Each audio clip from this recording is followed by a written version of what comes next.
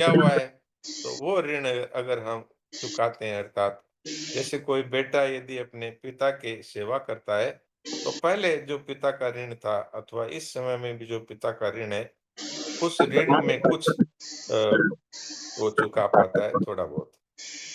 तो इसलिए इस दृष्टि से ही सेवा करनी चाहिए, न कि बदले में कुछ चाहना। बदले में चाहने से तो उसका नाम ही सेवा नहीं रहता। तो इस तरह सेवा करने से फिर योग की प्राप्ति होती है। दूसरे के अधिकार की रक्षा करने का तात्पर्य है कि जो कुछ भी शरीर, वस्तु, योग्यता, सामर्थ्य उसको अपना न समझ करके और जिनकी सेवा करते हैं उनका ही समझ करके उनकी सेवा में अर्पित कर देना। तो बदले में कुछ चाहने का तो प्रश्न ही नहीं आता, क्यों उन्हीं की चीज उन्हीं को दे रहे हैं।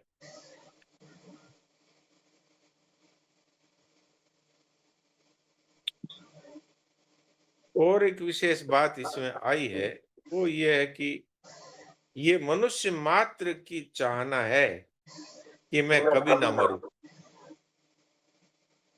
सदा जीता रहूं। और ये चाहना है कि मैं सब कुछ जान जाऊं। और ये चाहना है कि मेरे जीवन में कभी दुख ना आए, अर्थात अमर हो जाऊं,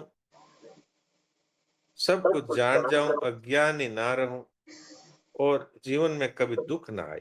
तो ये वास्तव में हमारे स्वरूप की चाहना है। सत अर्थात सदा रहने वाला, चित अर्थात सब कुछ जानने वाला और आनंद अर्थात कभी किसी भी प्रकार का दुख हमारे जीवन में न रहे। शरणानंद जी महाराज है, उनसे किसी ने कहा कि महाराज आपकी जीवनी लिखना चाहते हैं। तो शरणानंद जी महाराज तो बड़े विनोदी थे ही। हाँ हाँ हाँ हाँ, लिखो लिखो लिखो। तो वो लेकर के और कलम और वो कॉपी लेकर बैठ गए। हाँ महाराज लिखाइए। तो आज लिखो, दुख का प्रभाव। तो वो आगे देखने लगे, महाराज जीवनी? बोले ये मेरी पूरी जीवनी है। तो तो वास्तव में उनके जीवन में ये प्रश्न उठा जब उनकी अचानक आंखें चली गई, करीब 11 वर्ष की उम्र में। तो उनका पढ़ने का बड़ा संकल्प था, उन्हें बड़ा दुख हुआ। तो उनके जीवन में दुख का प्रभाव हुआ। हम लोग तो दुखी होकर रोते हैं, गिड़गिड़ाते हैं, दूसरों से पूछते हैं, पर उनके खुद के ही ये प्रश्न उठा कि क्या ऐसा भी कोई जीवन है कि जिसमें दुख का प्रवेश ही ना हो? तो उनको सुनने को मिला ऐसा जीवन तो महात्माओं के पास, साधुओं के पास होता है। तो वो साधुओं की खोज में निकल पड़े और अंत में वो स्वामी शरणानंद जी बन करके निकले। तो ये क्या बात है? ये बात है दुख का प्रभाव। यानी उनको ये आया कि जीवन में दुख ना आए ऐसा भी कोई जीवन होता है क्या? तो ये हम लोगों का मन में तो ये बात ही रहती है, कभी जीवन में दुख आए ही ना। पर ये मनुष्य जीवन तो है ही ऐसा, भगवान ने तो इसको दुखालयम अशाश्वतम कहा। पर किन के लिए? कि जो वास्तव में विचार नहीं करते, उनके लिए है दुखालय। जो विचार करते हैं और फिर वास्तविकता को पहचान लेते हैं, उनके लिए तो दुख का प्रवेश ही नहीं है। क्यों? अपने स्वरूप में तो दुख है नहीं, स्वरूप तो आनंदमय है। तो उसी को, उस स्वरूप की प्राप्ति के लिए अथवा अ, भगवान की प्रेम की प्राप्ति के लिए, जो कि आनंद का भंडार है, जिसमें अनंत आनंद है, उसी के लिए हम लोग गीता जी पढ़ रहे हैं, उसी के लिए हम लोग सत्संग की बातें कर रहे हैं। तो वास्तव में जो मनुष्य को चाहिए वो चीजें पहले से ही स्वरूप में उसको प्राप्त है। पर भूल क्या होती है कि उन वस्तुओं को हम संसार से चाहते हैं, पदार्थों से चाहते हैं, प्राणियों से चाहते हैं, परिस्थितियों से चाहते हैं। पर संसार के पास में वो है ही नहीं जो हम चाहते हैं। मनुष्य जो चाहता है वो संसार के पास है ही नहीं। मनुष्य को जो चाहिए वो तो पहले से ही स्वरूप में ही उसको वो प्राप्त है। पर गलती ये होती है कि हम लोग वस्तुओं से, व्यक्तियों से, परिस्थितियों से, पर ये तो नष्ट होने वाली हैं, ये खुद ही जड़ है, तो ये हमें क्या देगी? संसार से हम चाहते हैं, संसार खुद ही जड़ है। तो ये सिद्धांत है कि जो चीज हमें मिलने वाली है वो आज भी हमारे पास है, और जो चीज बिछड़ने वाली है वो आज भी हमसे अलग है। तो ये सिद्धांत है। इस सिद्धांत को अगर हम समझ लें तो हमें अभी अभी हमारे लिए जो तीन चीजें हैं उनकी प्राप्ति है, इस बात का हमें अनुभव हो सकता है। और उसी के लिए ये गीता जी का अध्ययन हो रहा है। परमात्मा अगर हमें कभी मिलेंगे तो आज भी मिले हुए हैं। संसार यदि हमसे कभी भी अलग होगा तो आज भी अलग है। शरीर हमसे कभी अलग होगा तो आज भी अलग। ये सिद्धांत है। तो तात्पर्य क्या है कि संसार का सदाई वियोग है और परमात्मा का सदाई योग है। अब इसमें ये बात कही है कि गीता जी जो क्रम मानती है वो है पहले ज्ञान योग, फिर कर्म योग, फिर भक्ति योग, और यही क्रम भागवत ने माना है। और गीता जी ने तो इसलिए ये बात भी कह दी कि भाई वास्तव में ज्ञान योग तो बिना कर्मयोग के भी सिद्ध हो सकता है, लेकिन कर्मयोग है वो, लेकिन क्षमा करें, कर्मयोग है वो तो बिना किसी अन्य योग के सिद्ध हो सकता है, स्वतः सिद्ध उसको परमात्मा की प्राप्ति करा सकता है। पर ज्ञान योग है, उसकी प्राप्ति बिना कर्मयोग की होनी भगवान ने भी कठिन बताई है। भगवान ने भी कहा है, संन्यासस्तु महाबाहो दुःखम आप्तुम अयोगतः। जिसने कर्मयोग का आचरण नहीं किया उसके द्वारा ज्ञान योग की सिद्धि है, उसमें कठिनता होती है। और भक्ति योग को बताया है अलौकिक, क्योंकि भगवान निष्ठा है।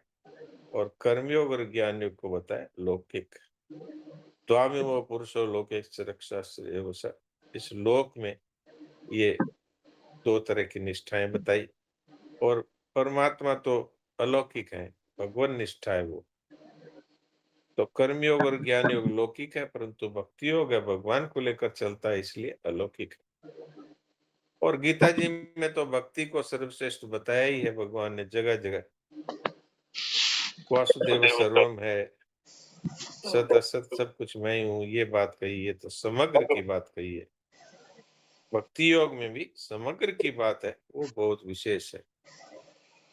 और भगवान ने जहां जहां मौका लगा है वहां वहां पर अपनी तरफ से ही और भक्ति की बात कही है।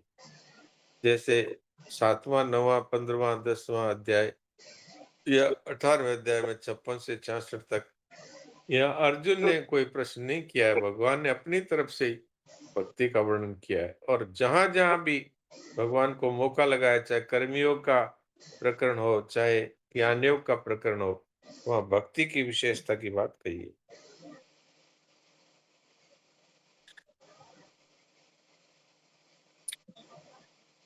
और समग्रता की बात विशेषता से गीता जी में आई है।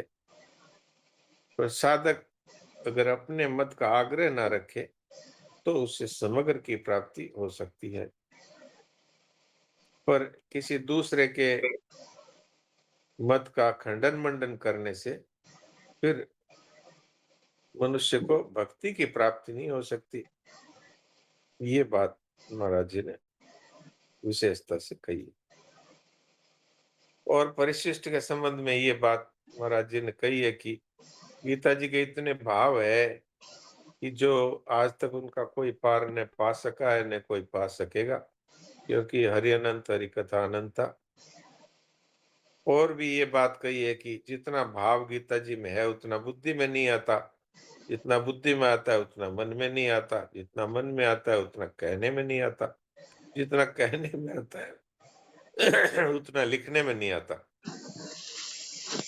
तो गीता जी के भाव असीम है और लिखने वाले की सब चीजें ही सीमित है, और कहने वाले की भी सीमित है बुद्धि। तो इसलिए भगवत कृपा से जो जो भाव आते हैं वो परिशिष्ट के रूप में महाराज जी ने टीका में जोड़ दिए। तो ये मूल मूल बातें आपकी सेवा में रख दी। तो अंत में ये बात आई है कि साधकों को चाहिए अपना कोई आग्रह न रखकर इस टीका को पढ़े, इस पर गहरा विचार करें तो वास्तविक तत्व उनकी समझ में आ जाएगा और जो बात गीतिका में भी नहीं आई है, वह भी समझ में आ जाएगी। अब कोई विशेष बात और है तो करिए। नारायण, नारायण। डॉक्टर साहब, ये थोड़ा आग्रह की बात 2-3 बार आगे विशेष तौर से आपने लास्ट में बोली है, तो ये थोड़ा सरल शब्दों में बता दो, क्या आग्रह रखना क्या है? जैसे हम लोगों को क्या आग्रह नहीं रखना चाहिए? आग्रह की यही बात है कि कोई ज्ञान योग में चलता है तो वो कहता है बस निर्गुण से बढ़ करके कुछ है ही नहीं। तो बस वो सगुण वालों को कहते हैं ए सगुणिया है, सगुणिया है, ए हमारी पंक्ति में बैठने लायक को नहीं। तो इस तरह से अपने मत का, अपने संप्रदाय का जो आग्रह रखते हैं या जो ये कहते हैं कर्मयोग से मुक्ति कभी हो ही नहीं सकती। कर्मयोग तो कर्मणा बद्धते जंतु, कर्मयोग तो बंधन का ही कारण है।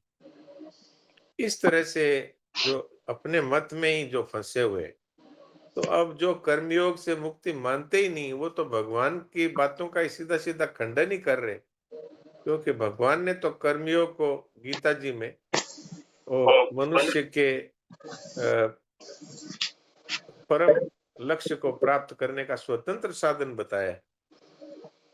जनक जी जैसे कर्मणैव संसिद्धि मां सीता जनकादय और यज्ञाचरतः कर्म समग्रम प्रविलीयते। तो इससे सिद्ध होता है कि ये स्वतंत्र साधन है, पर इसमें आग्रह रखते हैं कि कर्म से आज तक मुक्ति किसी की नहीं हुई। आज भी आप देख लो जो बड़े-बड़े वक्ता हैं, वो कहीं पर आपको ये बताते नहीं मिलेंगे कि सेवा से मनुष्य को तत्व ज्ञान हो जाता है। ज्यादातर यही बताते मिलेंगे कि ज्ञान से मुक्ति होती है और अ, भजन से भक्ति होती है। कर्मियों की बात कहने वाले आपको बहुत कम मिलेंगे। भगवान के समय में भी भगवान ने कह दिया कि कर्म योग को बताने वाले प्राय कोई है ही नहीं। ये प्राय नष्ट प्राय हो गया है, ऐसा भगवान ने कहा। जबकि ये तो 5000 से ज्यादा वर्ष पहले की बात है। तो आज भी यही स्थिति आप देख लो किसी प्रवचन में जाके, वहां केवल आपको भक्ति की ज्ञान की बातें मिलेगी। कर्मयोग से मुक्ति होती है, इसको बताने वाले तो हमारे श्रद्धेय सेठ जी थे, स्वामी जी महाराज थे। श्रद्धेय सेठ जी ने तो अपने जीवन से बता दिया